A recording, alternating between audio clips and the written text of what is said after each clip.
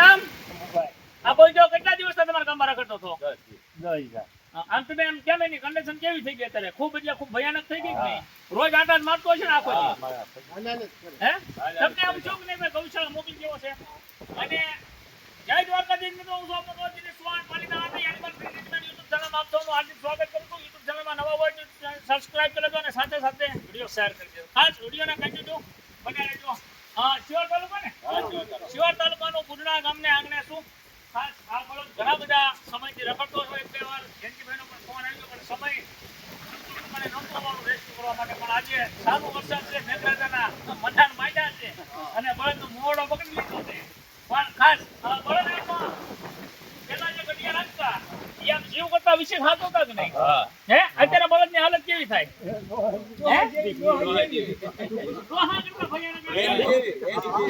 ના ના એમ તો આપણે દાદા ન કે પણ તેના કરતા બળદની અત્યારે હાલત બહુ ખરાબ છે.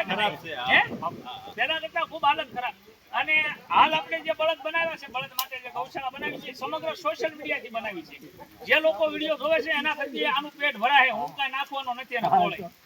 એટલે ખાસ અવશ્ય કહું છું, જો થાય તો થોડી ઘણી હેલ્પ કરજો. આ વિડીયો તમારા 2-5 ગ્રુપમાં શેર કરજો, જેથી કરી અને કોઈ પણ વ્યક્તિ અમને એક દિવસની અથવા એક તકની નીડ આપશે તો આવા ઘણા બધા મારી પાસે જીવ છે, અલગ અલગ ગામમાંથી પકડેલા છે. એ બધા જીવને એક સાથે ભેગા કર્યા છે, અલગ અલગ વિસ્તારમાંથી લાવી અને ખૂબ કાળજીપૂર્વક સેવા કરું છું. વરસાદ છે એટલે થોડીક કન્ડિશન ખરાબ છે પણ વધારે કાંઈ કહેતો નથી. વડીલો મળ્યા છે સાથે, ખૂબ આનંદ થયો. આ છેલ્લી પેટી છે મોબાઈલ વગરની, પછી તો બધા મોબાઈલ વાળા મળશે. તો આ વિડીયોને તમારા 2-5 ગ્રુપમાં શેર કરી અને સપોર્ટ કરજો. આપણી ગૌશાળાનું લોકેશન ગૂગલમાં મેપમાં સર્ચ કરશો શિવ બળદ આશ્રમ પ્રાણા એટલે તમને આવી જશે. તો વિડીયો શેર કરજો અને એકવાર અવશ્ય ગૌશાળાની મુલાકાત લેજો. જય દ્વારકાધીશ, જય માતા.